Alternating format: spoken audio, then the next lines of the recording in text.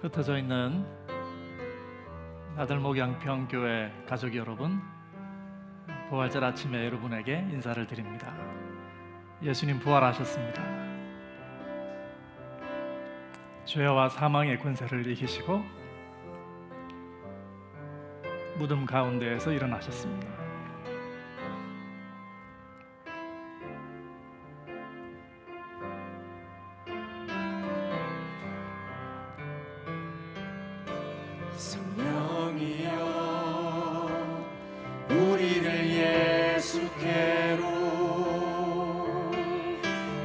예수여 우리를 아버지께로 아버지 우리를 예수께로 예수여 우리를 성령께로 성령이여 우리를 예수께로 예수여 우리를 아버지께로 아버지 우리를 예수께로 예수여 우리를 성령께로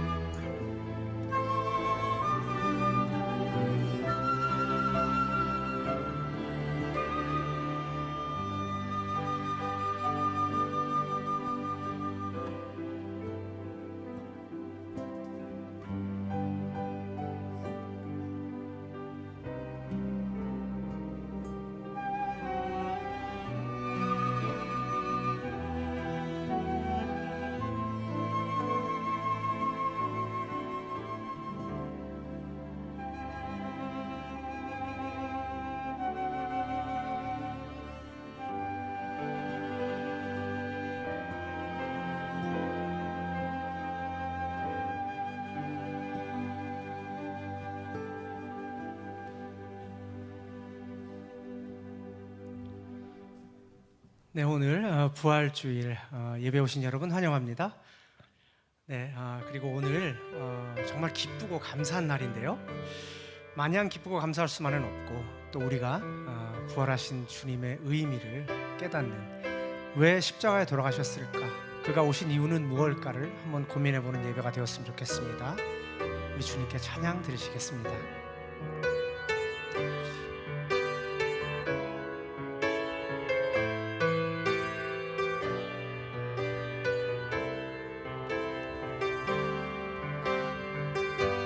이 세상 가장 아름다운,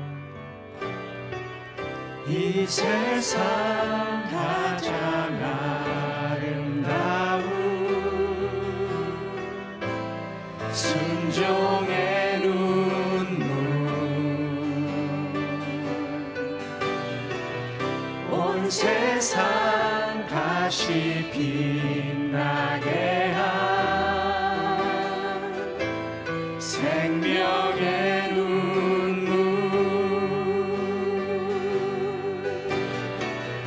그가 이 땅에 오신 이유, 죽어야 살게 되고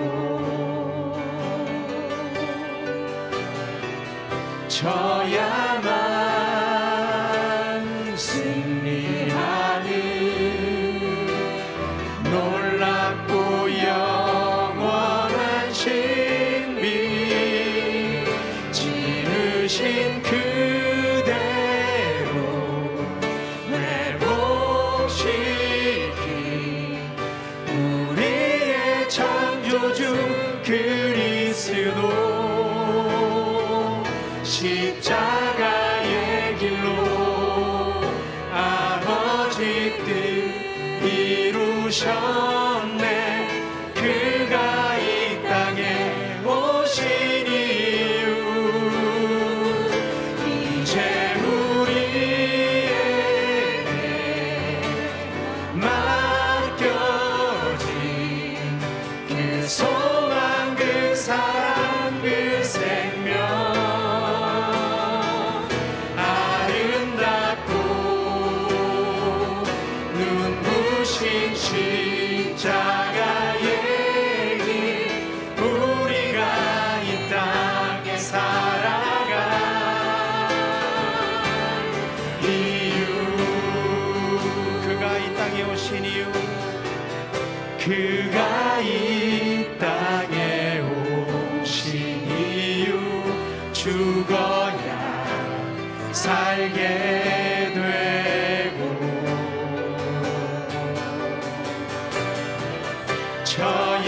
져야만 승리하는 놀랍고 영원한 신비, 지으신 그대로 회복시킨 우리의 창조주 그리스도, 십자가의 길로 아버지 뜻 이루셨네. 그가 이 땅에 오신 이유, 이제 우리에게 맡겨진 그 소망, 그 사랑, 그 생명, 아름답고 눈부신 십자가의 길, 우리가 이 땅에 살아가 이유, 지으신 그대로, 지으신 그대로 회복시킨 우리의 창조주 그리스도, 십자가의 길로 아버지 뜻 이루셨네. 그가 이 땅에 오신 이유, 이제 우리의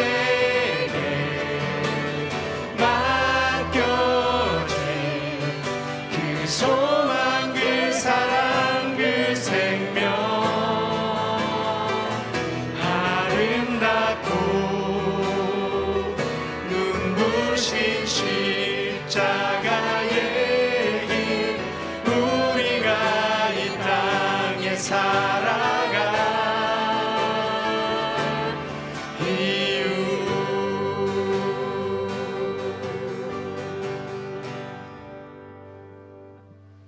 아멘. 네, 그렇습니다. 주님께서는 무덤에서 살아나셨습니다.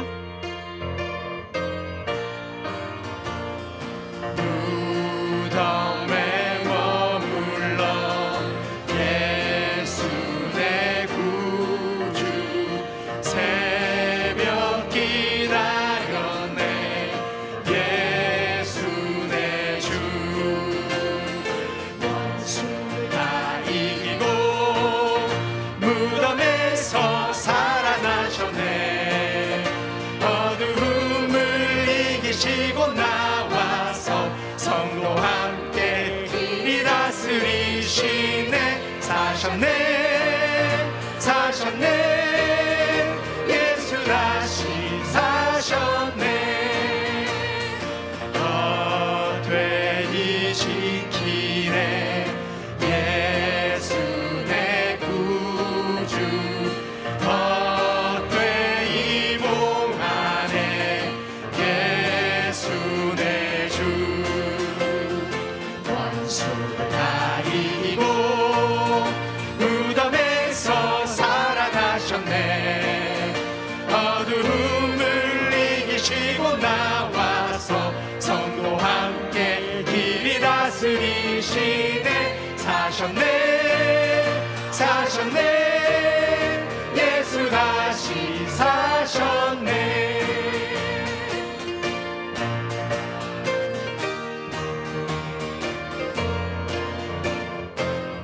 거기 못 가두네.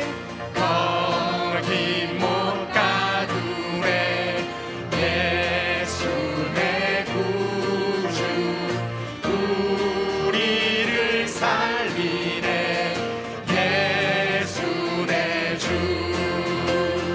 원수를 다 이기고 무덤에서 살아나셨네 어두움을 이기시고 나와서 성도 함께 길이 다스리시네 사셨네 사셨네 예수 다시 사셨네 사셨네 사셨네 사셨네 예수 다시 사셨네 사셨네 사셨네 사셨네 예수 다시 사셨네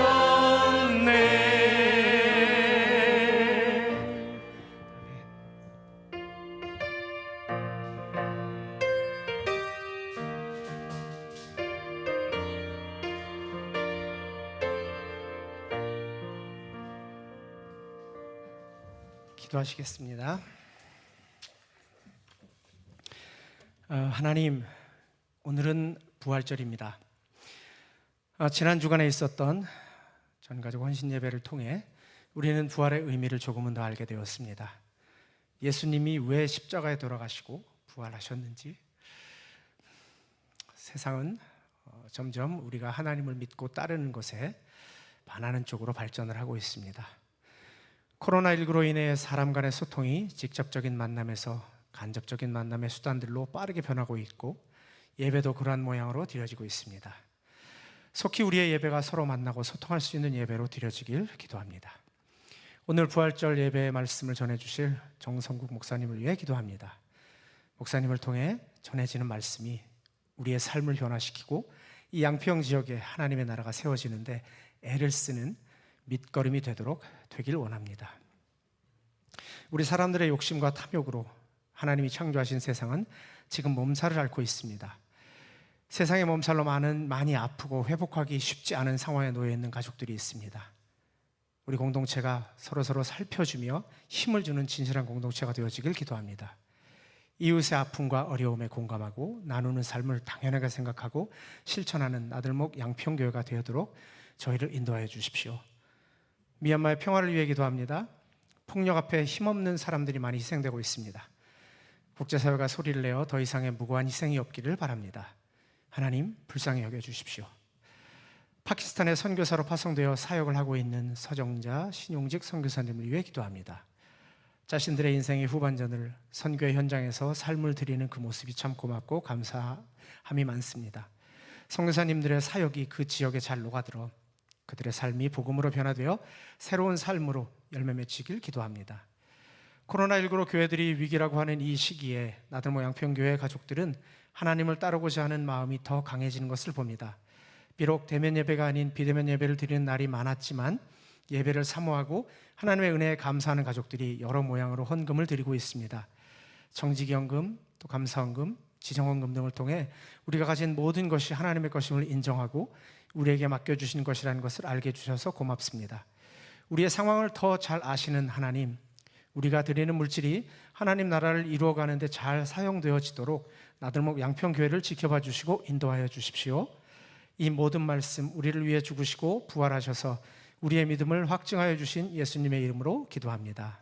아멘.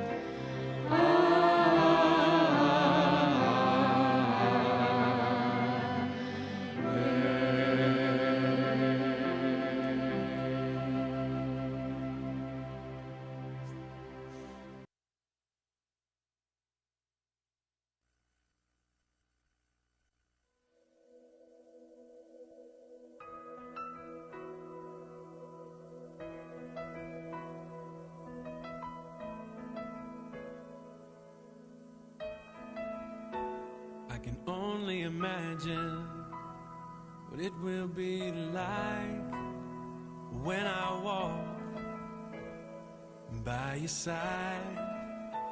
I can only imagine what my eyes will see when your face is before me. I can only imagine.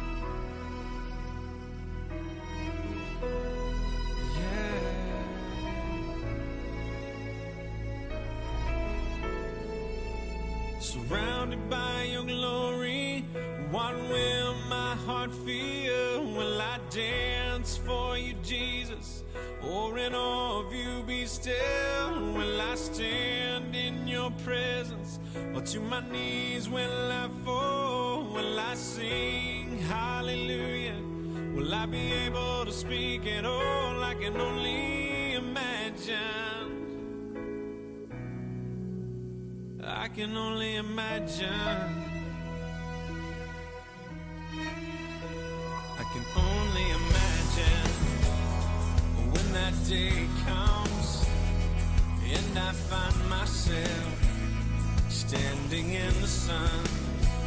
I can only imagine when all I would do is forever, forever worship you.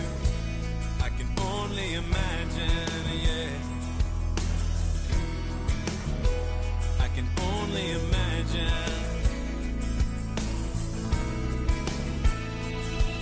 Surrounded by your glory, what will my heart feel? Will I dance for you, Jesus? Or in awe of you be still? Will I stand in your presence? Or to my knees will I fall? Will I sing hallelujah? Will I be able to speak at all? I can only imagine. Surrounded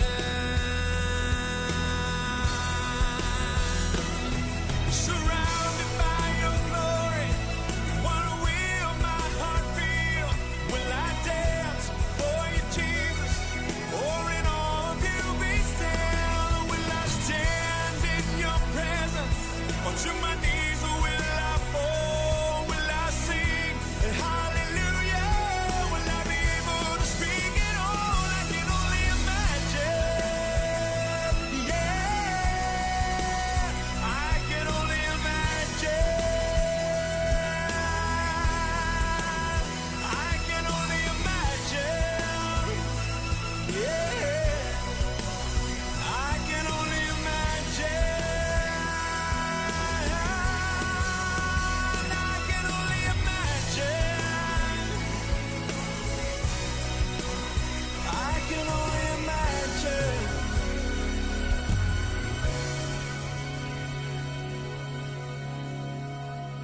I can only imagine when all I would do is forever, forever worship you.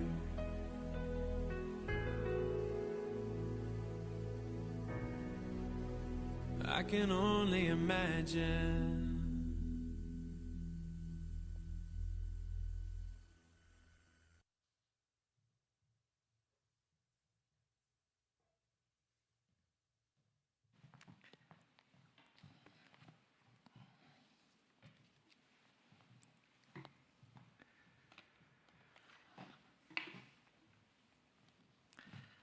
양평교회 가족 여러분, 반갑습니다.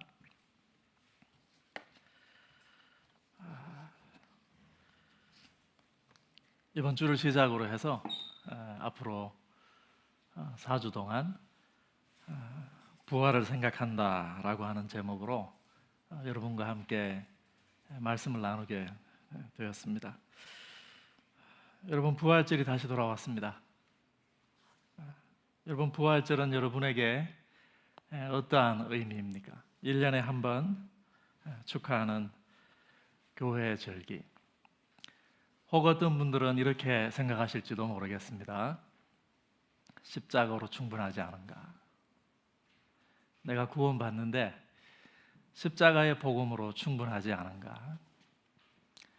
그리고 부활은 우리가 다음 세상, 저 세상을 위한 복음이지 않은가?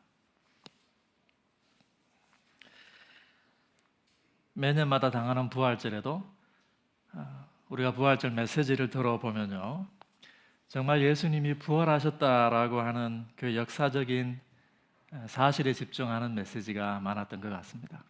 왜냐하면 부활절에 대해서, 부활에 대해서 인정하지 않는 사람들이 그때나 지금이나 많기 때문이겠죠. 그래서 하나님은 죽은 자를 다시 살리실 수 있는 초자연적인 기적을 일으킬 수 있는 분이다 라고 하는 것에 메시지의 많은 부분이 할애가 되었던 것 같습니다. 이것은 20세기 초반까지 자유주의 신학자들이 나타나서 예수의 부활이 역사적인 사실이 아니다라고 주장했기 때문에 그 시대에는 예수의 부활에 대한 역사성을 변장하는 많은 설교들이 있었던 것이 일면 타당했을 것입니다. 그러나 여러분, 모든 사건은 그 사건이 지니고 있는 의미가 있습니다.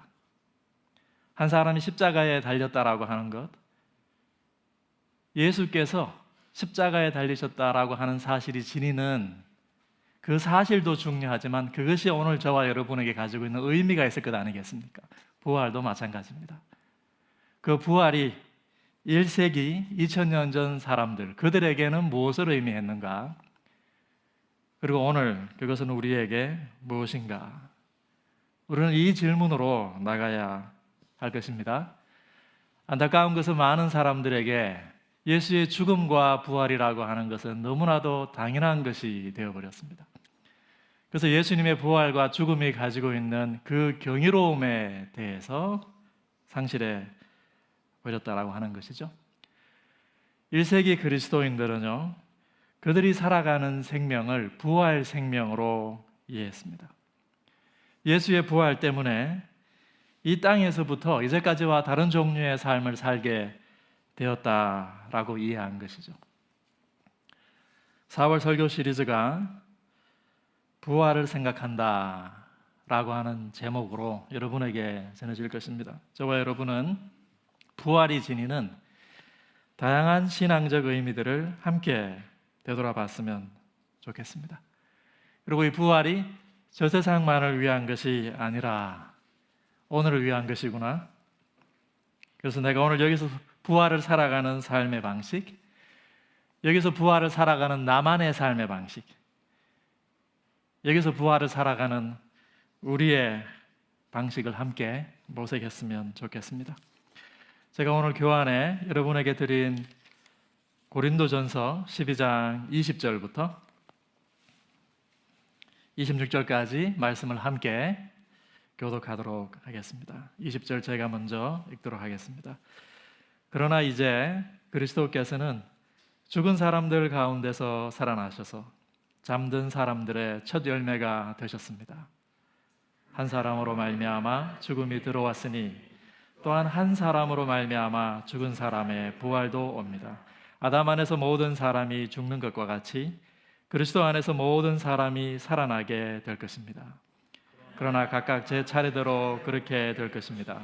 첫째는 첫 열매이신 그리스도요, 그 다음은 그리스도께서 재림하실 때에 그리스도께 속한 사람들입니다. 그때가 마지막입니다.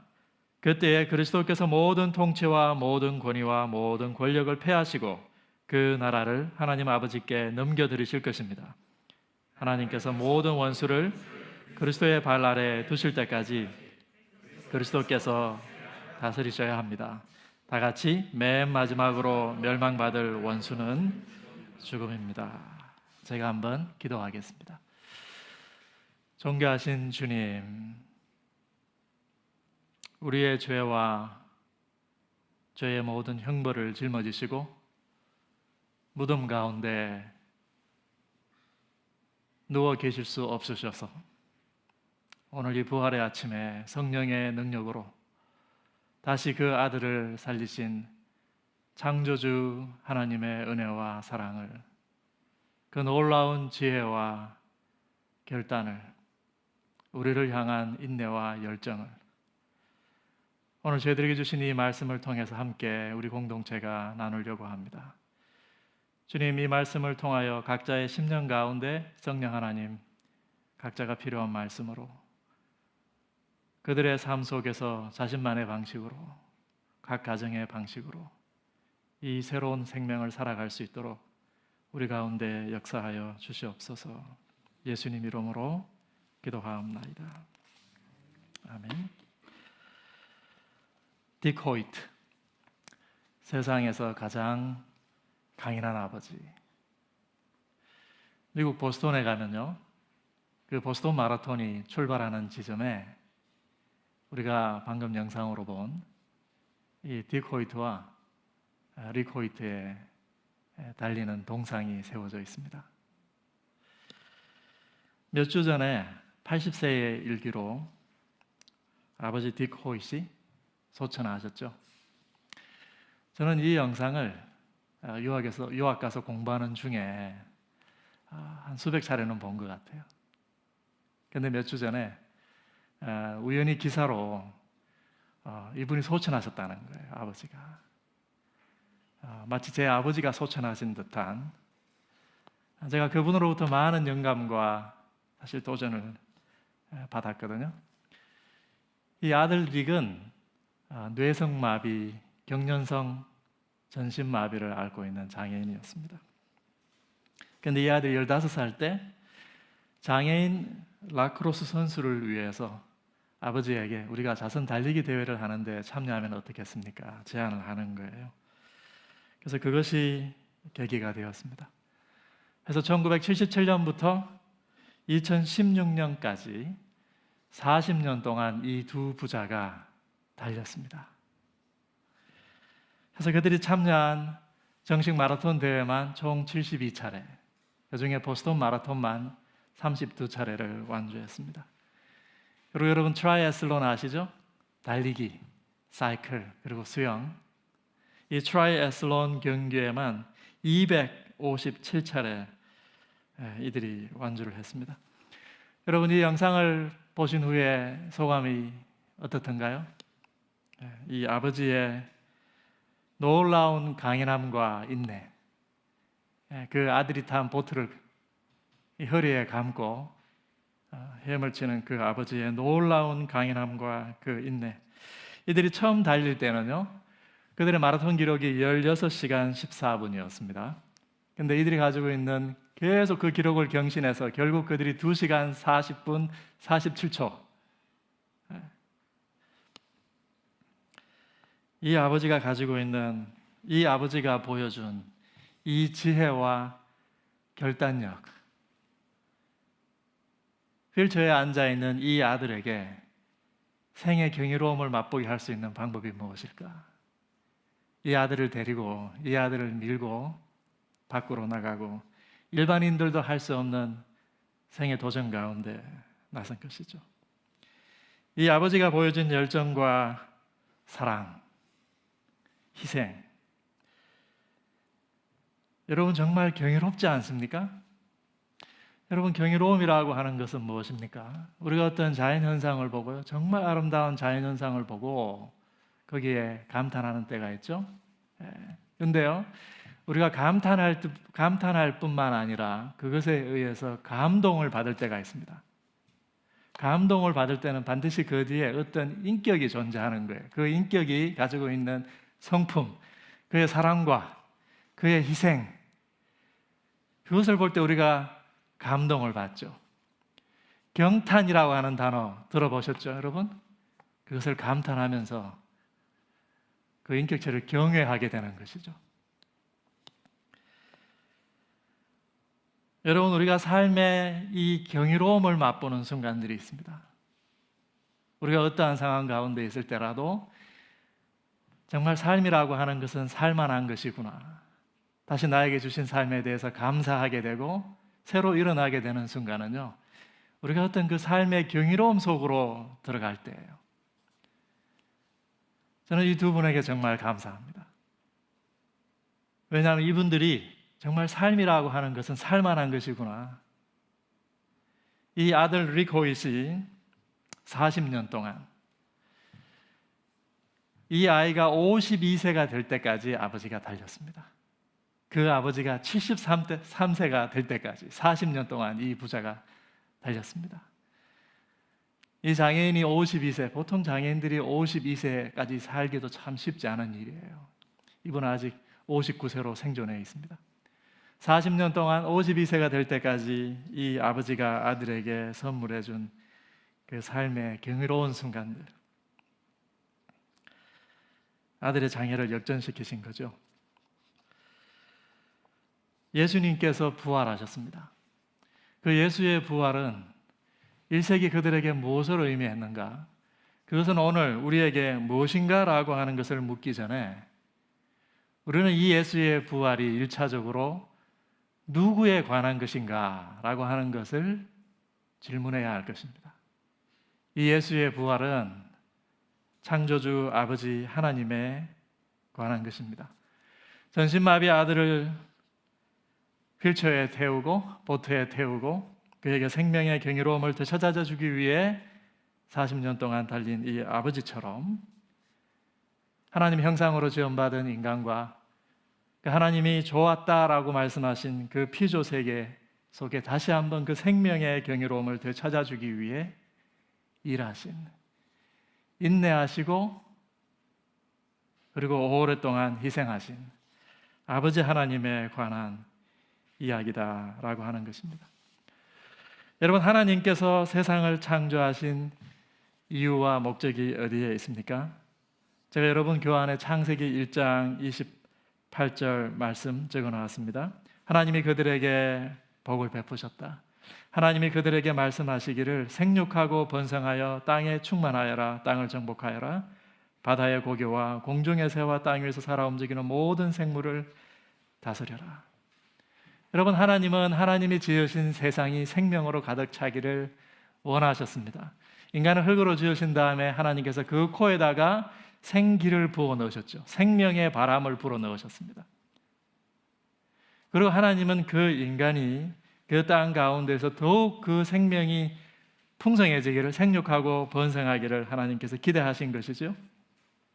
그리고 무엇보다 하나님은 그 인간이 살아가면서 하나님과 교제함으로 그 생명과 사랑의 경이로움 속에서 살아가기를 원하셨습니다. 저와 여러분이 이러한 삶 가운데 생육하고 번성하면서 이 땅 가운데서 생명과 사랑의 경이로움 속에서 날마다 살아가기를 하나님께서 기대하고 원하시고 계신다라고 하는 것이죠. 그러나 로마서 5장 12절에 이 말씀 속에서 바울이 우리에게 이야기해 주듯이 하나님이 지으신 피조세계 가운데 죄가 습격해 들어왔습니다. 그리고 그 죄의 결과로 죽음이 세상에 들어왔다, 이렇게 이야기하고 있습니다. 그러므로 한 사람으로 말미암아 죄가 세상에 들어왔고 또 그 죄로 말미암아 죽음이 들어온 것과 같이 모든 사람이 죄를 지었기 때문에 죽음이 모든 사람에게 이르렀습니다. 여러분, 죄가 무엇입니까? 죄는 자기 중심성이죠. 자기를 절대적인 기준으로 삼는 것이죠. 그래서 자기 중심성을 넘어서 결국에는 자기를 숭배하는 것이 죄입니다. 자기를 숭배하는 것이 죄입니다. 이 죄에 대한 결과가 무엇입니까? 하나님은 이 죄에 대한 결과로 창세기 2장 19절에 너는 흙이니 흙으로 돌아가라. 하나님께서 그에게 주신 생명이 사라진 것이죠. 그렇기 때문에 하나님께 순종할 때에만 그들이 더 번성해서 누릴 수 있는 생명이 그들 가운데 서서히 쇠퇴하고 소멸해 갔다라고 하는 것입니다. 그렇기 때문에 성경에서 말한 이 죄의 결과로 우리가 직면하게 된 이 죽음은요, 1차적으로는 육체적인 죽음입니다. 우리는 죄의 결과로 결국에는 우리가 나오게 된 그 흙으로 돌아가게 될 것입니다. 그러나 성경은요, 죽음이라고 하는 단어를 굉장히 넓은 의미로 사용합니다. 그것은 죄가 우리 가운데 만들어 놓은 모든 다양한 결과들을 통칭하면서 하나님이 우리에게 주시고자 하시는 그 생명에 반하는 현상들 있죠.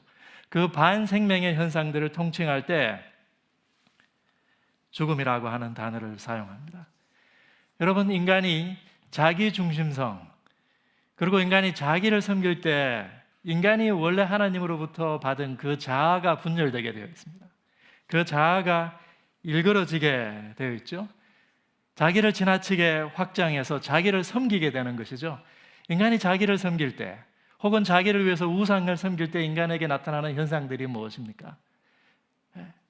인간이 자기보다 못한 재물을 섬기고, 인간이 자기보다 못한 하나님이 사용하라고 그들에게 준 것들을 섬기기 시작할 때 반드시 인간이요, 자괴감에 빠지게 되어 있습니다. 우리가 나보다 못한 뭔가를 섬길 때 내가 한심하다고 느껴지지 않습니까, 여러분? 내 일생을 여러분, 하나님이 나에게 관리하라고 준 무언가를 섬기다가 일생을 끝냈다고 생각해 보십시오. 인간이 자괴감에 빠지게 되어 있는 것이죠. 인간이 자기를 섬길 때요, 내가 하나님이라고 생각할 때 그게 이르지 못하는 자기의 모습을 발견할 수밖에 없습니다. 날마다 발견하게 되어 있습니다. 내가 주변에 있는 사람들에게, 그리고 나 자신에게 내가 가지고 있는 기대에 미치지 못할 때 느끼는 감정이 뭐예요? 수치감에 잡히게 되어 있습니다. 인간의 내면 가운데 죄가 만들어낸 이러한 죽음의 현상들이 인간 가운데 나타나기 시작한 것이죠.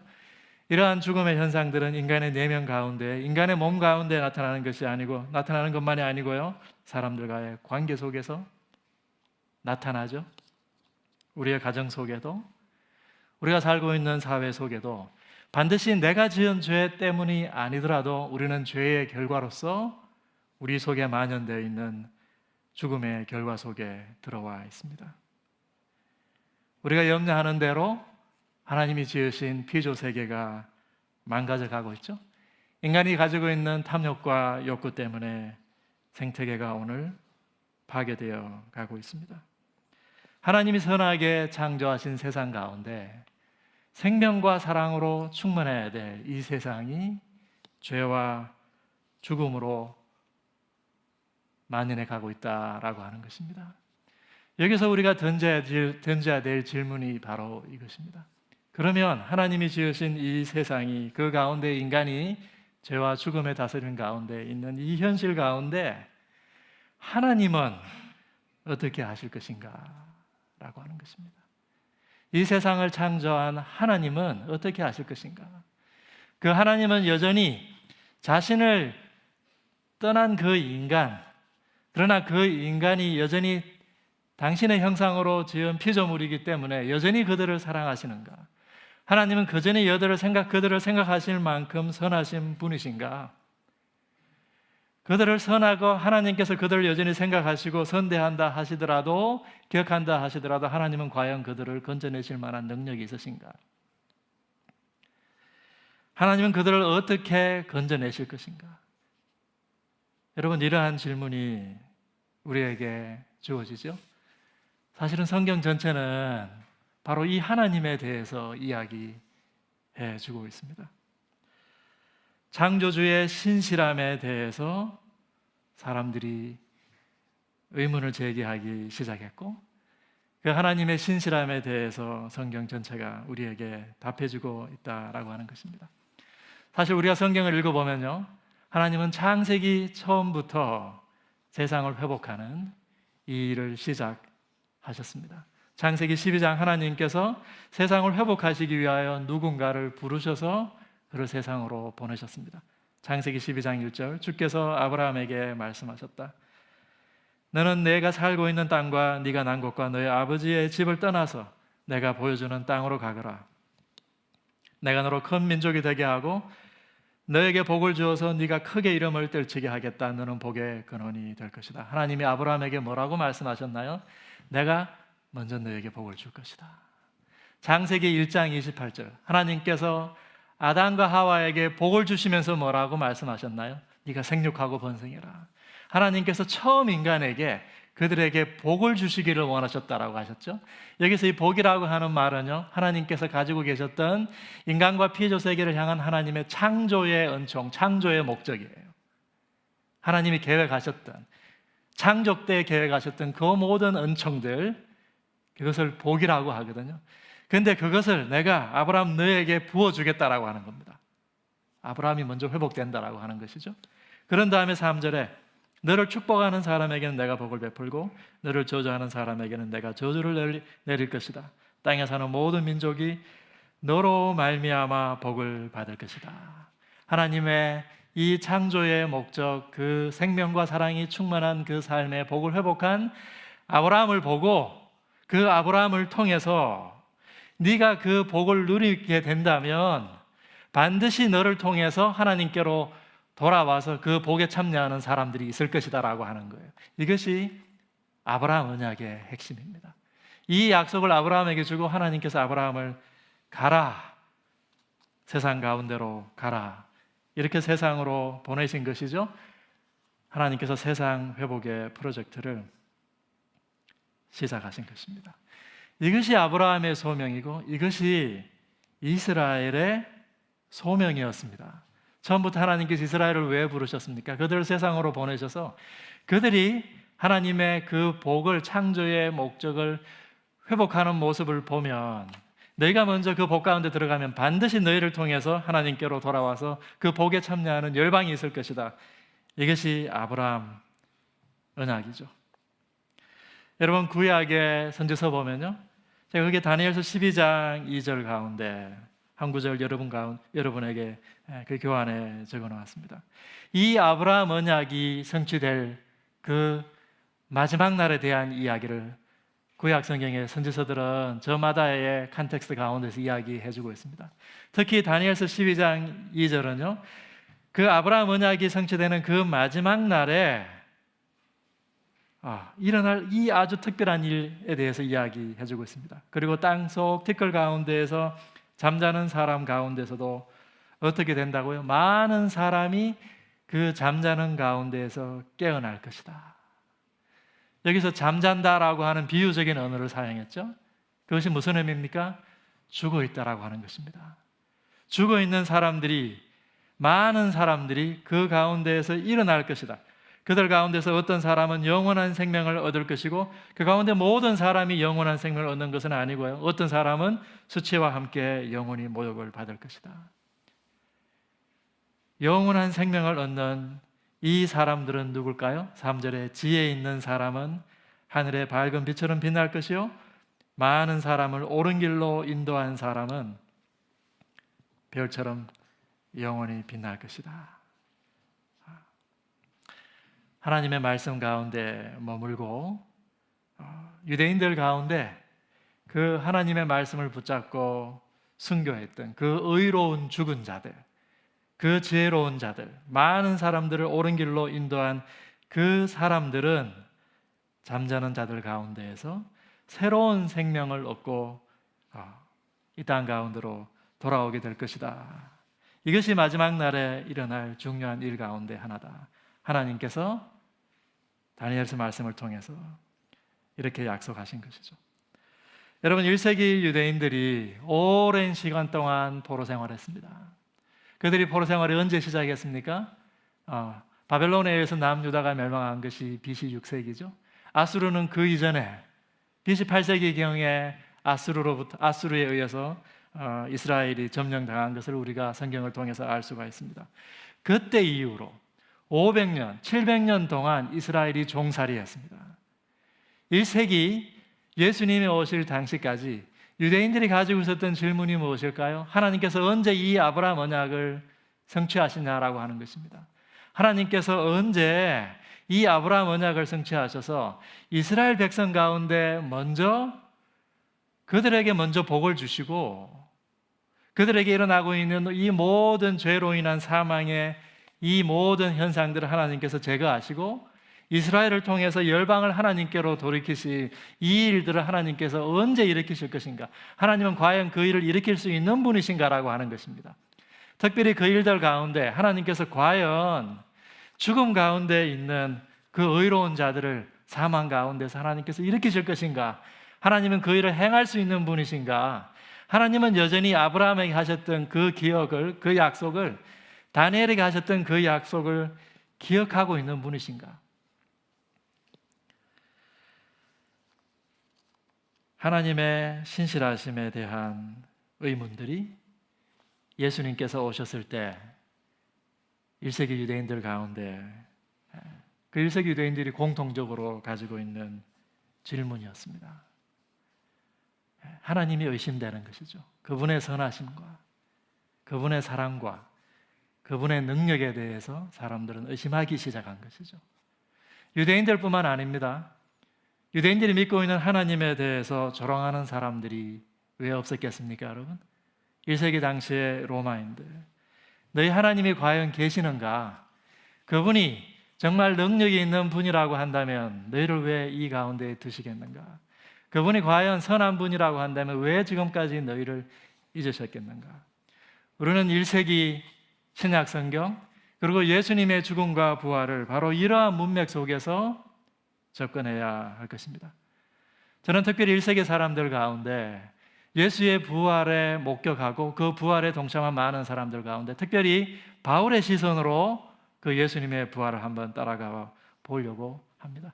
예수님이 부활하셨을 때 그 3일 뒤에 부활절 아침에 여인들을 시작으로 해서 예수님의 제자들이 그 부활하신 예수님을 만났습니다. 그러나 바울은요, 예수님 언제 만났습니까? 우리는 사도행전 9장에서 그 바울이 다메섹 올라가는 길에 부활하신 예수님을 만났다라고 하는 거 우리가 알 수 있게 되었죠. 바울이 예수님 만난 것은 예수님께서 승천하신 지 1년 반 정도 뒤였다라고 초대교회 전통이 우리에게 이야기해 주고 있습니다. 오늘 저와 여러분이 고린도전서 15장 읽었습니다.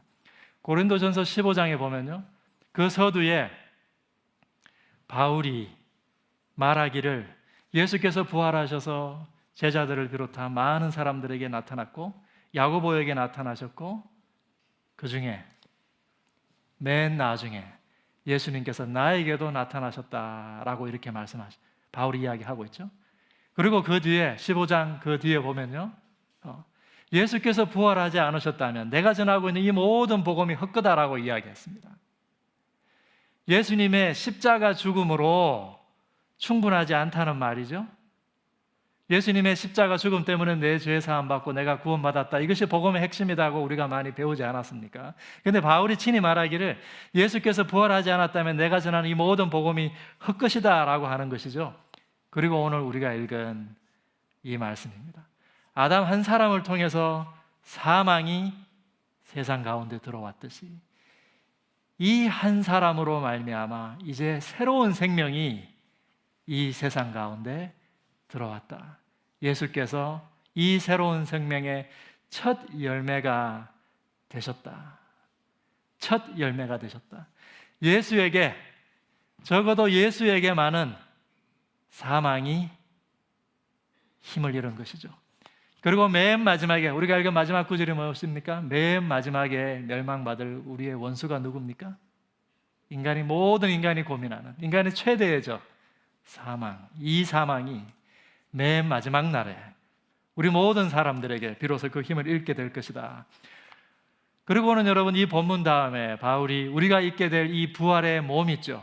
우리가 있게 될 그 부활의 몸, 그 새로운 몸, 그 몸이 어떠한 몸인가 라고 하는 것에서 15장 그 후반부에 이야기하고 있습니다.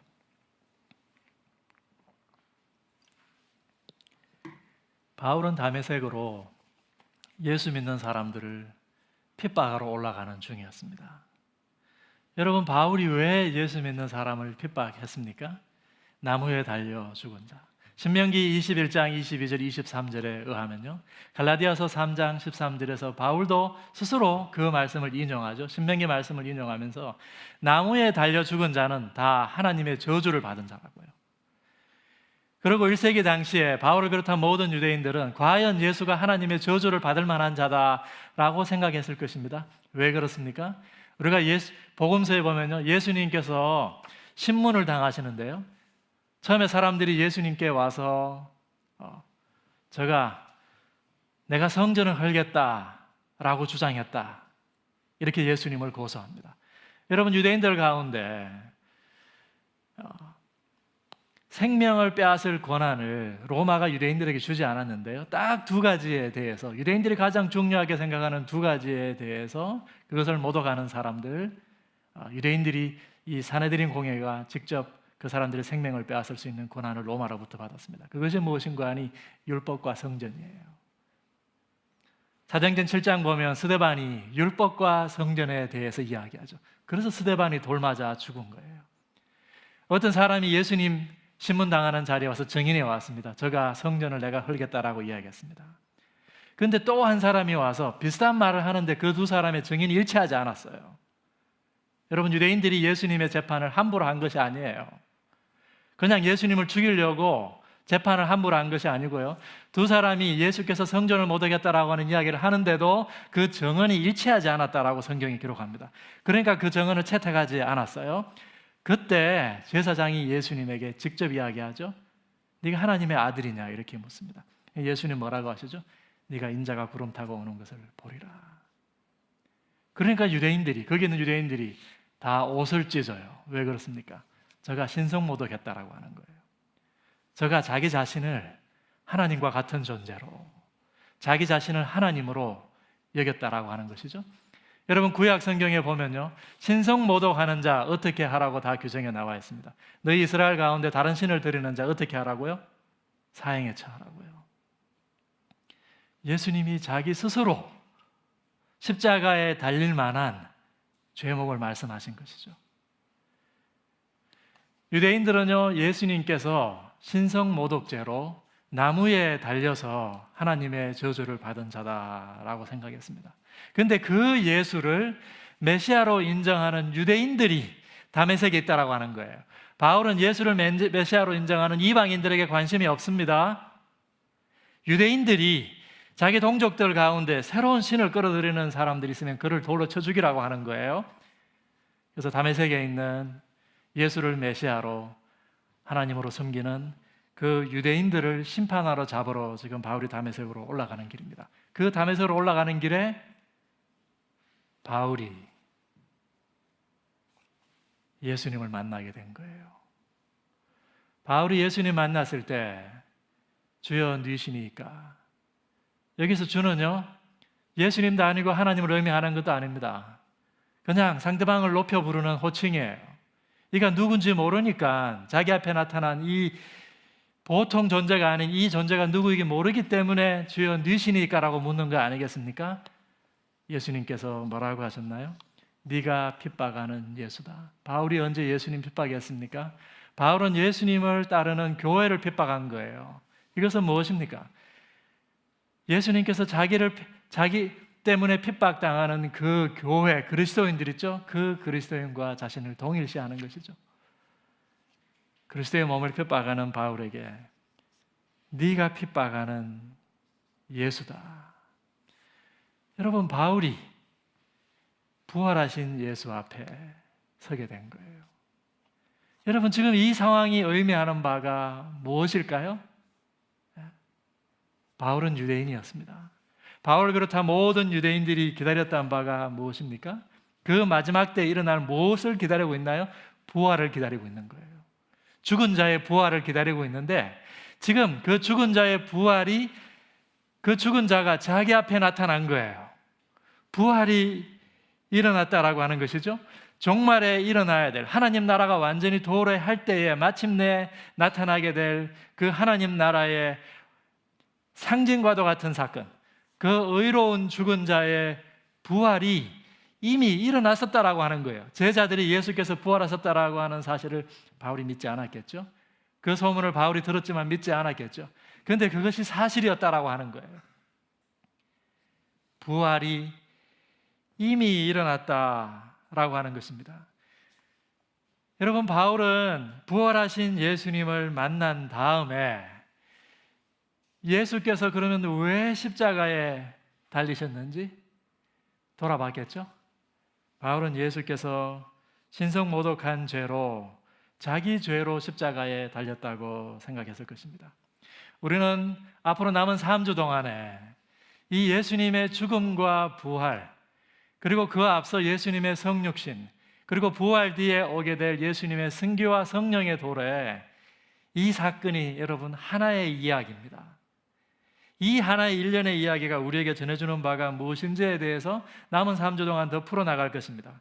그러나 여러분, 예수님의 부활을 통해서 바울이 적어도 알게 된 것은 무엇입니까? 예수님이 자기 죄 때문에 십자가에서 형벌을 받은 것이 아니었다라고 하는 것입니다. 그가 신성모독한 것이 아니었어요. 그는 과연 하나님의 아들이요 하나님과 동등한 존재였다라고 하는 것이죠. 바울이 갈라디아서 3장 13절에서 이야기한 대로 그가 나무에 달린 것은요, 우리를 위하여 율법의 저주를 받으사 우리의 죄 때문에 우리가 받아야 될 죽음의 형벌을 그 예수께서 십자가 위에서 대신 지셨다라고 하는 것입니다. 그것이 예수님에게 주어진, 하나님으로부터 예수님에게 주어진 소명이었다라고 하는 것입니다. 아브라함을 보내시듯 하나님께서 예수님에게, 아들 하나님에게 가라 말씀하신 것이죠. 아브라함에게 주신 소명이 있는 것이죠. 그것처럼 예수님에게 주신 소명이 있는 것이죠. 그것이 뭘까요?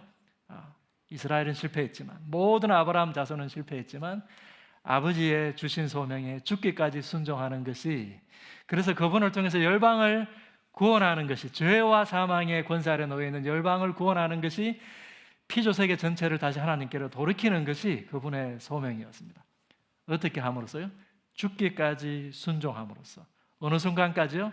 십자가의 죽음의 순간에 이르기까지. 우리가 예수님께서 부활을 통해서 죄를 이기셨다고 생각하거든요. 그러나 예수님은요, 십자가 위에서 이미 죄를 이기셨어요. 죽음의 순간까지 죄에게 지지 않으셨다고요. 죽음의 순간까지 아버지께 순종하셨다고요. 바울은 부활을 통해서 예수님의 죽음을 다시 거꾸로 이해하게 되었습니다. 바울은 부활을 통해서 예수님이 인간으로 오신 사실에 대해서 다시 이해하게 되었습니다. 여러분, 성육신이라고 하는 건 무엇입니까?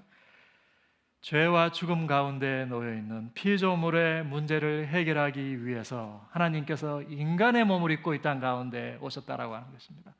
하나님이 당신의 형상으로 지은 바로 그 모양을 입고 하나님 자신이 인간의 모양으로 오셨다라고 하는 것입니다. 여러분, 부활이 말하는 바가 무엇입니까? 그렇기 때문에 예수님은요, 모든 인간과 하나님께서 지으신 그 피조 세계 전체를 대표해서 그 피조 세계 전체가 감당해야 될 죽음을 해결하기 위해 이 땅 가운데 오셨다는 말이잖아요. 부활이 무엇입니까, 여러분? 부활을 통해서 하나님께서 예수 그리스도 한 사람을 다시 살리신 것입니까?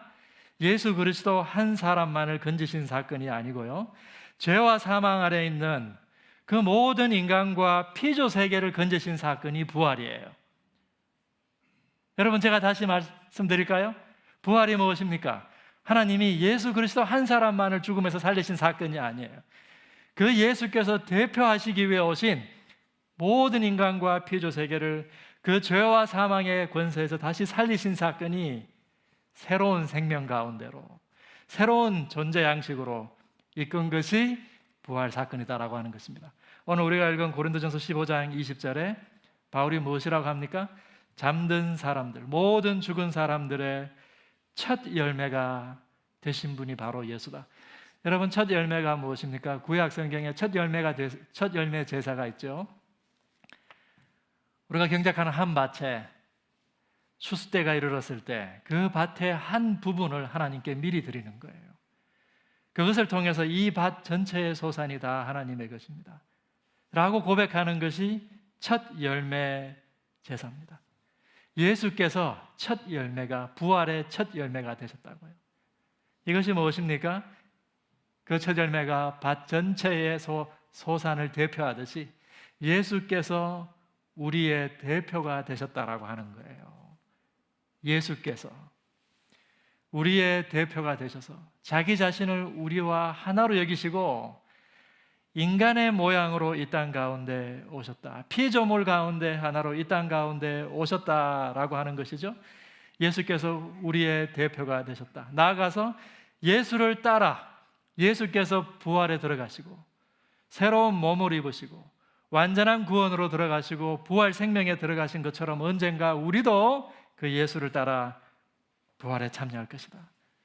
21절, 22절에서 바울이 무엇이라고 합니까? 아담 때문에 모든 사람에게 죽음이 들어왔듯이, 그렇기 때문에 그리스도 때문에, 그분이 우리의 대표가 되시기 때문에, 그분이 창조주이시면서도 피조물의 모양으로 이 땅 가운데 오신 이 놀라운 사건 때문에, 인간이 이해할 수 없는 이 놀라운 사건 때문에, 그분 때문에 모든 인간이, 그리고 피조 세계가 새로운 생명과 삶에 들어가게 되었다라고 하는 것입니다. 그렇기 때문에 다시 한번 여러분, 부활이 무엇입니까? 예수 한 사람이 무덤 가운데서 일어난 사건이 아닙니다. 그것은 하나님께서 모든 피조 세계를 죄와 사망의 권세 아래에서 건지신 사건이죠.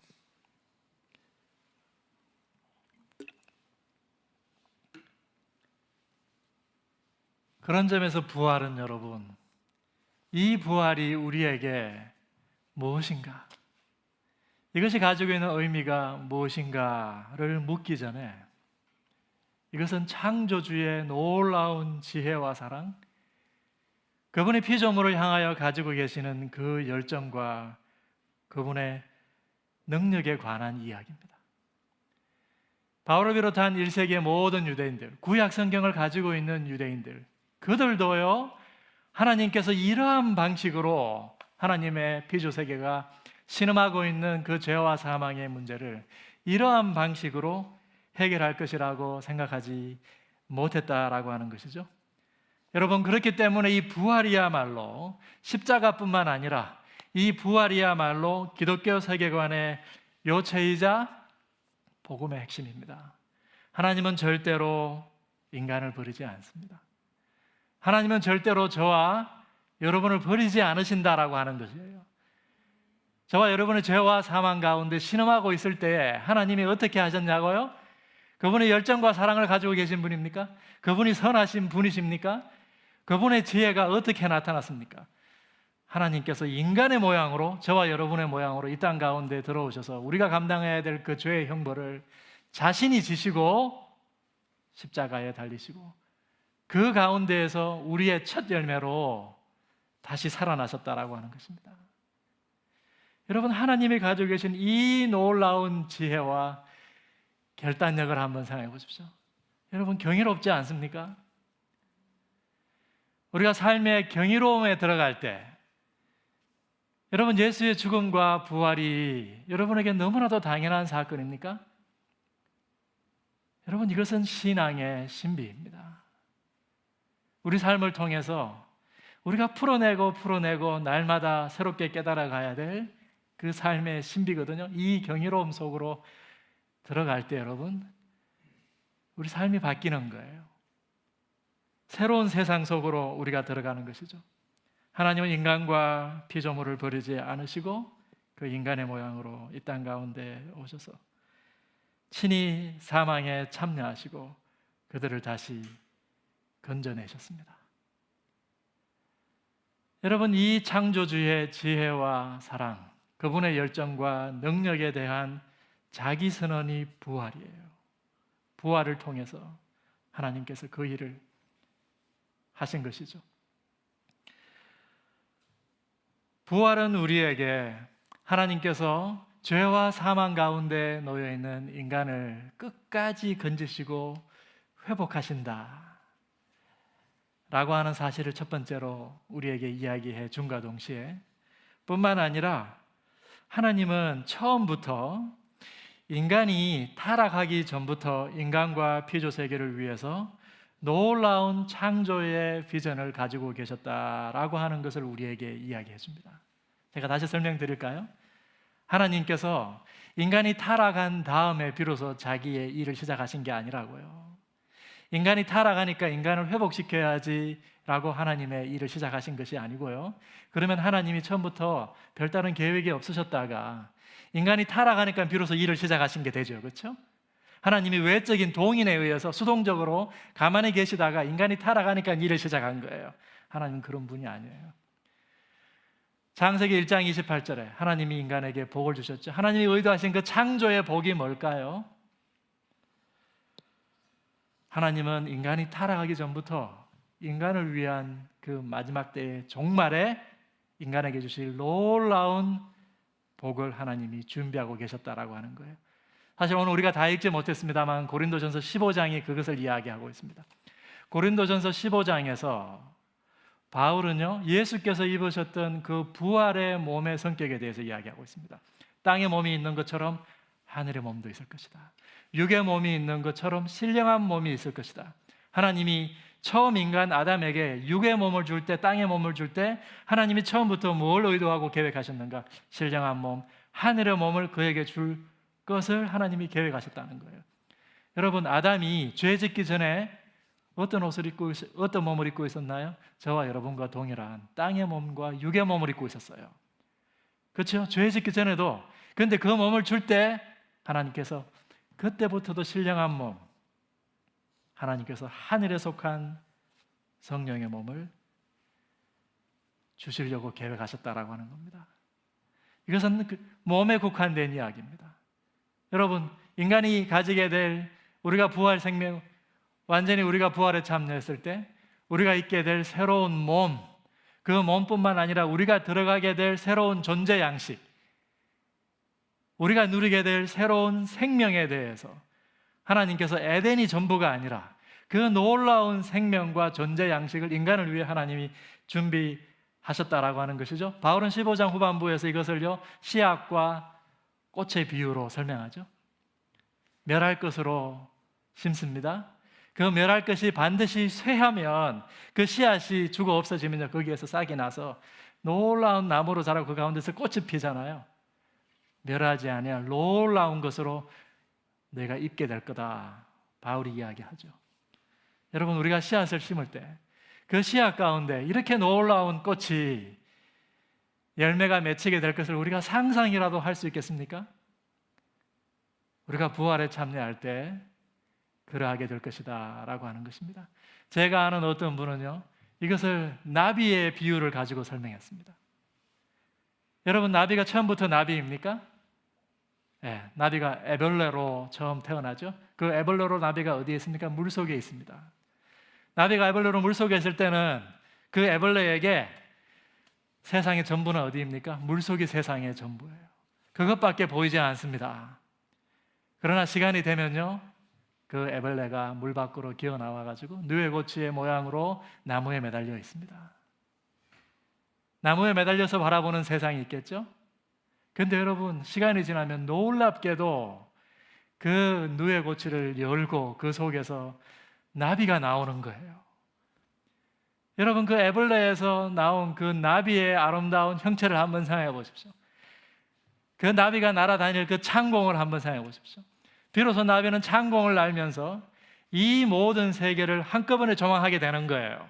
물속도 바라보게 되고요, 나뭇가지도 앉아보고요, 하늘도 날아보면서 비로소 하나님이 창조한 그 모든 세계를 비로소 접하게 되는 것이죠. 우리가 부활하게 될 때 이 육신의 장막을 벗고 우리가 부활의 몸을 입게 될 때 마치 그 나비와 같이 우리가 놀라운 세계, 멸할 것을 벗고 멸하지 않을 옷을 우리가 입게 될 것입니다. 여러분, 이것이 복음의 핵심 아닙니까? 하나님께서 인간을 단순히 구원의 대상으로만, 당신의 영광을 위한 도구로만 지은 것이 아니고요, 그 인간을 영화롭게 하기 위해서 처음부터 계획하셨다라고 하는 것입니다. 이러한 내세에 대한 부활의 소망, 이것이 있기 때문에 오늘 현실 가운데에서 우리가 낭망하지 않고 그 부활의 소망으로 우리가 살아갈 수 있는 것 아니겠습니까? 그러나 부활은, 그것이 아무리 영화로운 미래이지만 부활에 대한 약속만은 아닙니다. 여러분, 잘 생각해 보십시오. 제가 이 부분은 앞으로 더 풀어나갈 것입니다. 예수님 부활하셔서 부활의 몸과 생명을 입고요, 바로 저 세상으로 가지 않으셨어요. 예수님께서 부활의 몸을 입고 부활의 생명을 가지고 이 세상으로, 제자들에게로 오셨습니다. 우리가 나들목 교회에서 하나님 나라가 이 땅 가운데 이미 임했다, 그 마지막에 우리가 들어가게 될 그 완전한 하나님 나라의 생명과 영광이 지금 이 땅 가운데 이미 임했다라고 하는 거 귀에 박히게 들었죠. 부활 생명도 마찬가지입니다. 우리가 언젠가 나비가 되어서 그 땅 가운데로, 그 세계 가운데로 들어가겠지만 성령을 통해서 우리가 지금 이 땅 가운데에서도 그 부활 생명을 미리 앞당겨서 살아갈 수 있다라고 하는 것이 신약 성경이 우리에게 말하고 있는 하나님 나라의 복음입니다. 저와 여러분이 이 부활의 경이로움 속으로 들어갈 수 있으면 좋겠습니다. 무엇보다 우리에게 이 부활의 경이로움을 주신 그 하나님, 여러분, 경이로움이라고 하는 거죠, 그것을 만든, 우리에게 주신 어떤 인격자가 있다라고 하는 것을 우리가 생각할 때 그 경이로움이 증폭되는 거예요. 우리가 어떻게 이 창조주께서 우리에게 허락하신 이 놀라운 사건, 부활의 경이로움 속으로 들어갈 수 있을까? 저는 첫 번째로 저와 여러분이 생명을 잃은 것들, 모든 죽어가는 것들에 대한 애통을 회복했으면 좋겠습니다. 여러분, 사망이 우리 가운데 왜 오게 되었습니까? 바울이 이야기하죠. 죄가 세상 가운데로 들어와서 그 죄로 말미암아 사망이 우리 가운데 이르게 되었다. 여러분, 많은 사람들이 그 죄와 사망의 실체에 대해서 매우 희미하게 생각합니다. 그렇죠? 죄라고 하는 것이 무엇인가? 사망이라고 하는 것이 무엇인가? 추상적인 실체처럼 느껴지죠? 여러분, 그 죄가 무엇인지 잘 모르겠으면요, 그 죄가 만들어내는, 우리 삶 가운데 죄가 만들어내는 그 죽음의 현상에 대해서 한번 관찰해 보십시오. 죄는요, 반드시, 그것이 희미하다 하지만 그 죄는 반드시 우리 삶 가운데 구체적인 현상으로 나타나게 되어 있어요. 사망의 구체적인 옷을 입고 우리 가운데 나타나게 되어 있다라고 하는 것이죠. 아까 제가 서두에 죄가 자기중심성이고 자기를 절대적인 기준으로 삼고 궁극적으로 자기를 섬기는 것이, 자기 숭배하는 것이 죄다. 자기를 위해서 많은 우상을 가지고 오는 것이 죄다라고 이야기했습니다. 자기를 섬기는 사람 있죠? 반드시 수치감에서 빠지게 되어 있습니다. 제가 해봐서 압니다, 여러분. 자기를요, 절대적인 하나님처럼 모든 사람으로부터 숭배받아야 될 사람으로 생각하는 사람은요, 그 자기가 세워놓은 기준, 하나님과 같은 자기에 미치지 못하는 것 때문에 그 불안과 수치와 두려움 가운데 헤어나오지 못합니다. 그것이 아주 구체적으로 그 죄의 결과가 우리 삶 가운데 나타나게 되어 있다고요. 여러분, 죄라고 하는 실체 자체가 여러분에게 희미한 것이라고 한다면 괜찮습니다. 여러분 가운데 그 죄가 어떠한 결과로 나타나는지는 여러분 관찰할 수 있습니다. 그것을 주목해야 됩니다.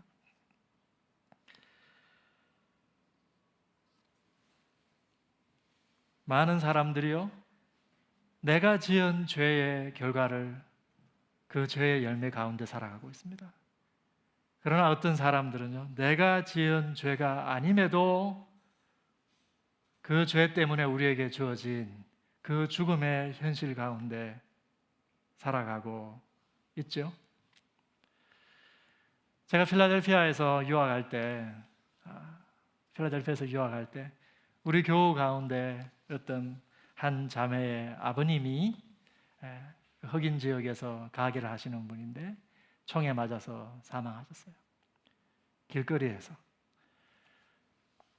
자기 가게에 들어와서 물건을 집어가는 흑인들을 따라 나가서 그 물건을 뺏으려고 하다가 총에 맞아서 사망한 거죠. 그 자매는 아버지의 장례식을 치르면서 자기의 아버지가 그 길거리에서 그 차가운 바닥 위에서 피를 흘리면서 혼자 죽어갔다라고 하는 것을 도저히 이걸 받아들이지 못하는 거예요. 그런데 우리 목사님이 아주 훌륭한 분이셨어요. 우리 목사님이 말씀하시기를요, 예수님께서 그 옆에서 애도하고 계셨을 것이다.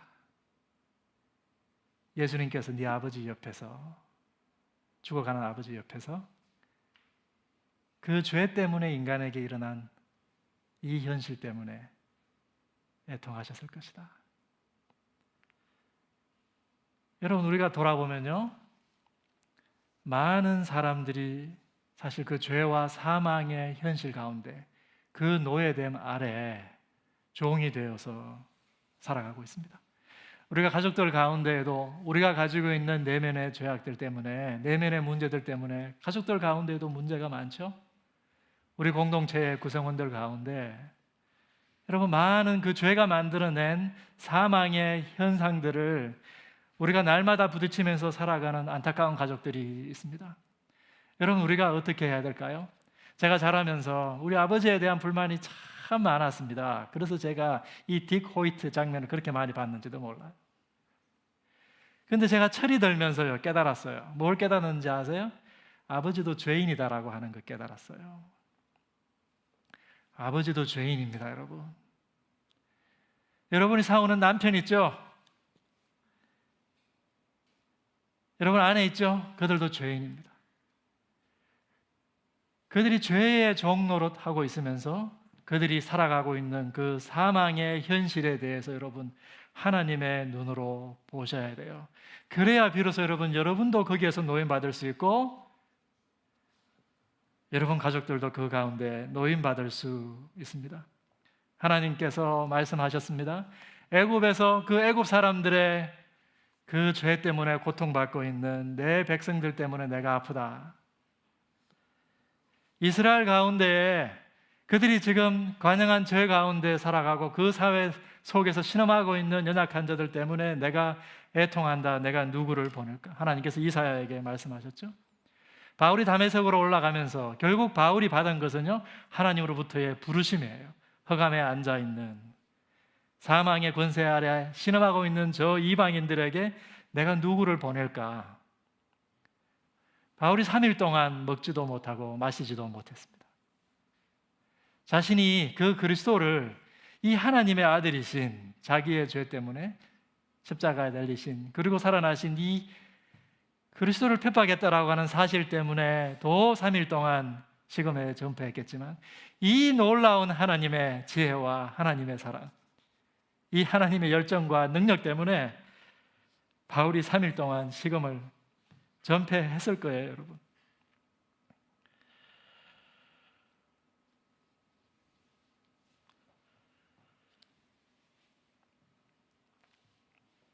저는 고등학교 3학년 때 하나님께서 이 이사야를 부르시는 이 장면 있죠. 이스라엘 가운데 죄가 관영했고 그 죄가 관영한 세상 가운데 고통당하는 많은 사람들, 그 사람들을 위해 내가 누구를 보낼까? 제가 사실 고등학교 3학년 때 이 본문을 읽고 제가 부름을 받았어요. 근데 제가 시간이 지나면서 이 본문, 이 말씀을 제가 여러분에게 전하려고 준비를 하면서 제가 스스로 하나님 앞에 돌아봤습니다. 내가 잃은 것이 무엇인가? 제가 잃은 것은요, 그 죄에 대한 애통이에요. 그 죄 때문에 사람들이 살아가는 그 사망의 현실 있죠. 그 현실에 대한 애통입니다. 제가 나중에 신학 공부를 하면서 교회사를 공부해 봤을 때요, 교회 가운데 부흥이 올 때는요 예외가 없습니다. 그 부흥이 어떻게 시작하는지 아십니까? 몇 사람이 모여가지고 그 죄에 대해서, 그 죄의 결과에 대해서 애통하기 시작했을 때 그곳에 부흥이 시작된 거예요. 여러분, 우리가 여기 모여서 많은 일을 할 수 있습니다. 우리가 디딤돌도 해야 되고요, 그렇죠? 우리가 많은 일을 해야 됩니다. 그러나 우리가 정작 회복해야 될 것이 무엇입니까? 우리가 정작 회복해야 될 것이 이 죄와 사망의 현실에 대한 애통이 아니겠습니까? 하나님께서 그 죄와 사망의 현실을 보고 내가 아프다라고 하는 그 하나님의 마음을 우리가 회복해야 되지 않겠습니까? 죄는 우리가 살고 있는 이 세상에 모든 것을 갈라놓았습니다. 우리가 관계도 상해 있고요, 그래도 우리가 그대로 덮어놓는 거예요. 그것을 보고 그 가운데 있는 그 죄를 볼 수 있는 눈이 없기 때문에 그 속에서 사람들이 얼마나 사망 가운데서 죽어가는지 그것을 덮고 있는 것이죠. 우리 사회 구석구석에도 사망의 흔적들이 만연되어 가고 있습니다. 어른들이 만들어 놓은 이 사회의 구조적인 악 때문에 아이들이 경쟁하고요, 그 속에서 아이들이 자존감을 잃어가고 있습니다. 오늘 조 목자님께서 기도하셨듯이 미얀마도 고통을 당하고 있고 피조세계도 인간이 만들어 놓은 욕구와 인간이 가지고 있는 탐욕 때문에 고통받고 있습니다.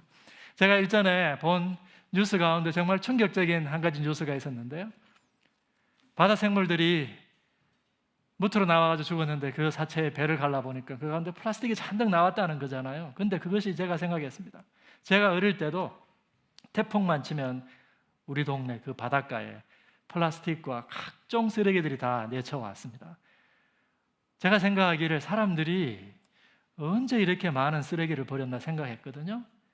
그런데 그 뉴스가 말하는 바에 의하면요, 선진국들이 그 태평양 공해에 나가서 그 선진국 주민들이 쓴 많은 쓰레기들을요, 산더미 같은 쓰레기들을 공해에다가 갖다 버린대요. 공공연하게 그 쓰레기를 버린다라고 하는 것입니다. 하나님이 지으신 피조세계 전체가 신음하고 있는 거예요. 죄와 사망 가운데 신음하고 있는 것이죠. 하나님께서 그것을 보고 애통하고 계시다라고 하는 것입니다. 그 사망을 예수님께서 몸에 짊어지시고 그 죄의 결과를 십자가 위에서 감당하시고 내가 이것을 그냥 보고 있지 않겠다라고 하는 그 하나님의 자기 선언이 내가 이 세상을 버리지 않겠다라고 하는 그 창조주의 대답이 부활인 것입니다, 여러분. 우리가 놓치지 말아야 할 것이 첫 번째 애통이라면 정말 우리가 놓치지 말아야 될 것은요, 이 부활의 새로운 생명의 경이로움입니다. 하나님이 우리에게 주신 첫 번째 생명도 여러분 정말 얼마나 경이롭습니까? 제가 오늘 아침에 말씀을 전하기 전에 이 긴장된 마음으로 아이들하고 아침 식사를 하는데요, 저희 창문 밖에 정말 벚꽃이 흐드러지게 피었습니다. 그리고 오늘따라 새들이 날아와서 그 가늘한 벚꽃 가지 위에, 벚나무 가지 위에 그 살찐 새들이 4마리가 한꺼번에 앉아가지고 그 가지가 막 흔들거리고 있는 거예요. 우리가 아이들과 같이 그것을 보면서 함께 그것을 즐겼습니다, 여러분. 여러분, 겨울 동안 그 앙상한 가지에 꽃이 피지 않을 것 같죠? 그런데 그 생명이 여러분 스스로 꽃을 피울 수 있습니까? 언제 꽃을 피웁니까? 봄이 오니까 그냥 꽃이 피더라고요. 여러분, 모든 생명이 그저 주어지는 것이 아닙니다. 봄이 와야 꽃을 피는 거잖아요. 우리가 받은 첫 번째 생명도, 피조세계 전체가 다 누리고 있는 이 생명도 하나님으로부터 받은 선물이라고요. 여러분이 가지고 있는 이 첫 번째 생명, 하나님이 주신 선물이라고요. 이것이 선물이다라고 하는 것을 발견할 때 우리가 삶에 대해서 감사하게 됩니다. 우리가 감사하게 될 때요, 이 삶이 가지고 있는 경이로움 속으로 들어갈 수 있습니다. 많은 사람들에게 날마다의 일상이 정말 여러분 지겨운 것입니까? 똑같은 하루가 시작되었습니까, 여러분? 여러분, 정말 세상은 경이로운 것입니다. 여러분이 왜 그 경이로움 속으로 들어가지 못합니까? 여러분에게 주어진 그 생명이 그저 주어진 것이 아닙니다, 여러분. 우리가 이 삶이 가지고 있는 이것이 선물이다라고 하는 것, 그리고 그것이 선물이기 때문에 감사해야 된다라고 하는 것을 발견하는 순간 그 선물 뒤에 있는 어떤 인격적인 존재에 우리가 이르게 되죠. 하나님께서 우리에게 이 생명을 주신 것이죠. 하나님 우리에게 주신 이 첫 번째 생명만도 정말 경이로운 것 아닙니까, 여러분? 우리가 오늘 하루를 살더라도 우리에게 주어진 이 삶의 경이로움. 여러분, 그 딕 호이트에게 당신이 그렇게 뛸 수 있는 73세가 될 때까지 뛸 수 있는 그 힘이 어디에서 나왔습니까? 이렇게 물었거든요. 그 아버지가 이야기했습니다. 제가 거기 단뜻말에다가 적어 놓았습니다. 첫 번째 그 마라톤에 자선 마라톤 대회 참여했는데요, 그 아들이 말하기를, 아버지, 내가 달릴 때는 내가 장애가 없는 것처럼 느껴져요. 자기가 이 말을 듣고 멈출 수가 없었다라고 하는 거예요. 힘들 때마다 40년 동안 내가 달릴 때만큼은 장애가 없는 것처럼 느껴져요, 아버지.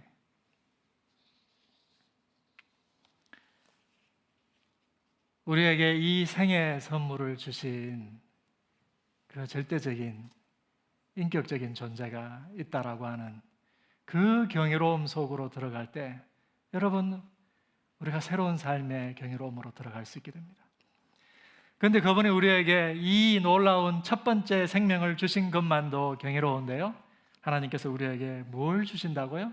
부활을 통해서 우리에게 말씀하신 바가 뭔가요? 새로운 생명을 우리에게 주시겠다고요. 부활 생명을 우리에게 주시겠다고요. 여러분, 우리에게 그 사망의 현실은요, 죄의 실체는 굉장히 구체적인 옷을 입고 나타나게 되어 있습니다. 마찬가지로 우리가 이 부활 생명을 가지고 있다면요, 우리가 아주 구체적인 형태로 이 새로운 생명을 살아나게 되어 있습니다. 예수님이 삭개오의 집에 들어가서 말씀하셨죠. 오늘 이 집에 구원이 임했다. 오늘 이 집에 새로운 생명이 임했다라고 하는 거예요. 그 삭개오에게 구체적인 생명이 어떻게 나타났나요? 그가 지금까지 소외되어 살아가고 있었습니다. 다른 사람들의 것을 등쳐먹고 살았습니다. 삭개오가 새로운 삶을 살게 된 것이죠. 죄 때문에 사망으로 치닫던 옛 자아의 삶을 버리고 새로운 부활 생명 속으로 들어가게 되었다라고 하는 것이죠. 우리에게 임한 이 새로운 생명, 세상 사람들이 알지 못하는 하나님 나라에 속한 이 새로운 생명이 우리에게 가지고 있는 이 경이로움 속으로 우리가 들어갈 때 비로소 우리는요, 하나님께서 이 땅 가운데 행하고 계시는 그 하나님의 선교에 동참하게 되는 거예요. 세상을 모든 형태의 죽음으로부터 생명으로 바꾸시는 이 일을 하나님께서 지금까지 진행해 오신 것이죠. 하나님께서 친히 아들을 이 땅 가운데 보내심으로, 성령을 우리에게 보내심으로 하나님께서 친히 당신의 사랑과 당신의 지혜와 그 열정과 그 놀라운 능력을 우리에게 보여주심으로 이 일을 지금까지 하나님께서 진행해 오신 것이죠. 하나님이 아브라함에게 이야기했습니다. 네가 먼저 복이 될 것이다. 우리를 부르시면서 내가 먼저 이 새로운 생명에 참여해라. 이 놀라운 하나님의 경이로움 속으로 들어와라. 그리고 너희가 먼저 복이 되면 너희가 받는 복 때문에 반드시 너희를 통해서 하나님께로 돌아와서 같은 복에 참여하게 되는 이웃들이 있을 것이다. 이것이 우리가 하나님의 선교에 동참하는 방법입니다. 그렇기 때문에 여러분, 우리가 보냄받은 자리에서 이 한국 사회 속에서 우리에게 주신 이 부활 생명을 살아가는 것 무엇보다 중요합니다. 하나님께서 우리를 다른 곳으로 보내지 않았습니다. 우리를 한국으로 보내셨고 우리를 양평으로 보내신 것이에요. 한국 사회 속에서 사람들이 가지고 있는 죄와 우상이 있습니다. 그 죄와 우상 때문에 그들이 살아가고 있는 사망의 현실이 있죠. 그들에게 누가 가장 최고의 증인이 될까요?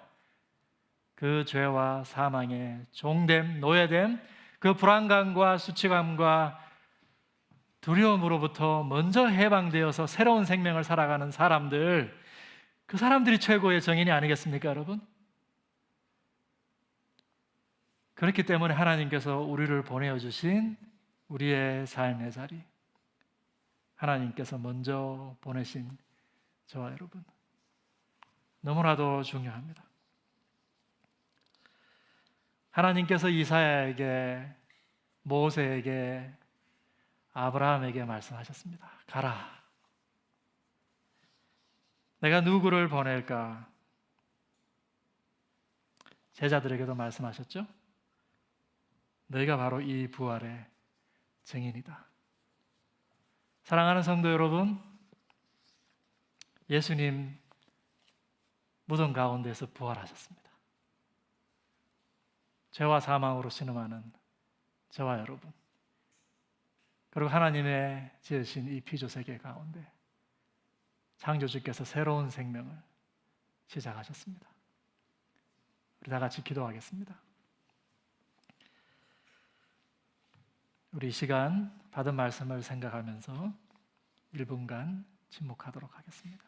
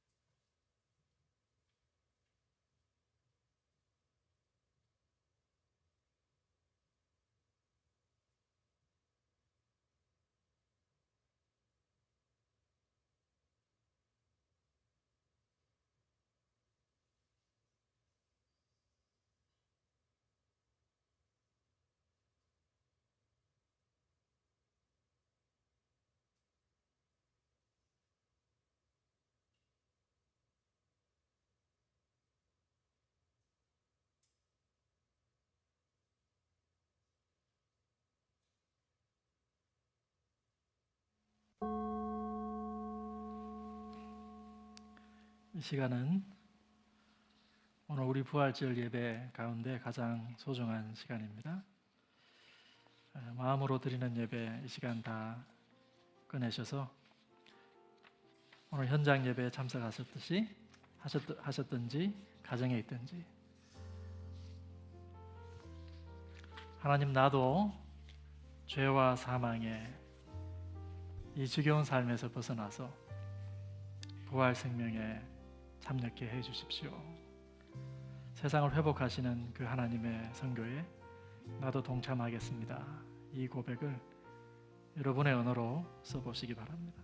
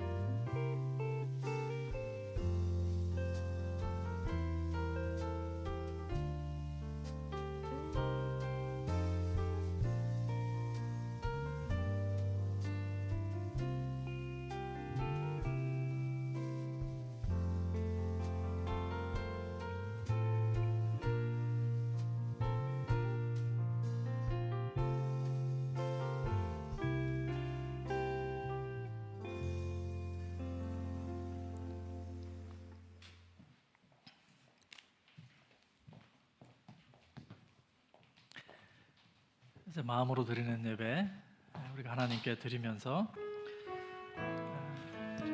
함께 찬양하겠습니다.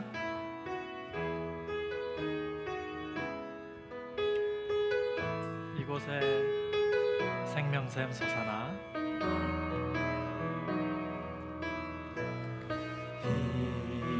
이곳에 생명샘 솟아나 눈물 골짝 지나갈 때에 너잖아 열매 맺히고 웃음소리 넘쳐나리라. 꽃들도 구름도 바람도 넓은 바다도 찬양하라 찬양하라 예수를. 하늘을 울리며 노래해 나의 영혼아. 은혜의 주 은혜의 주 은혜의 주.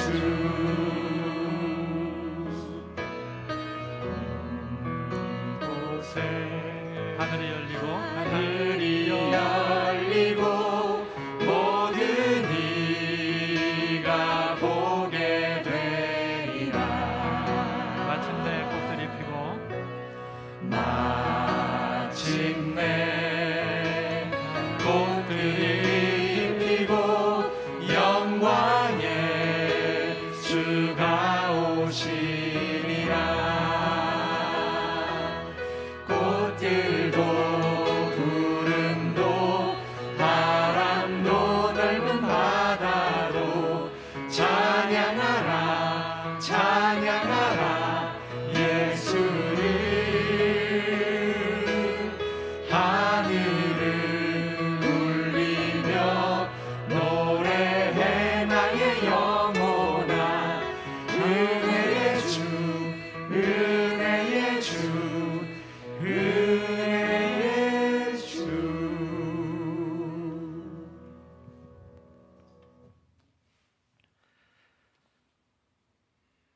죽은 자 가운데서 하나님께서 다시 살리신 이는 예수 그리스도뿐만이 아니라 죄와 사망 가운데 신음하는 모든 인간들과 하나님의 피조 세계 전체입니다.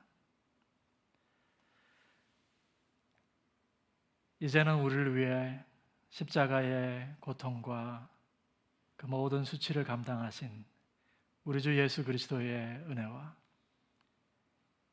그 아들을 우리 위해 아끼지 아니하시고 내어주신 그 하나님의 사랑과 열정과 그분의 지혜와 능력이,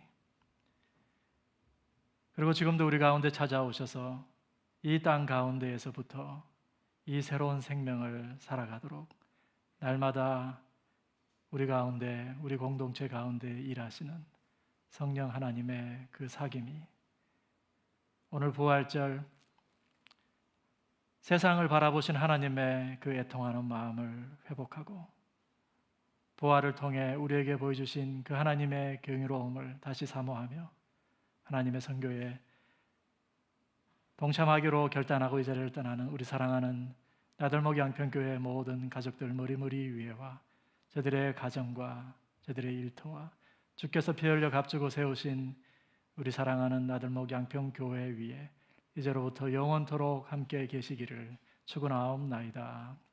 아멘.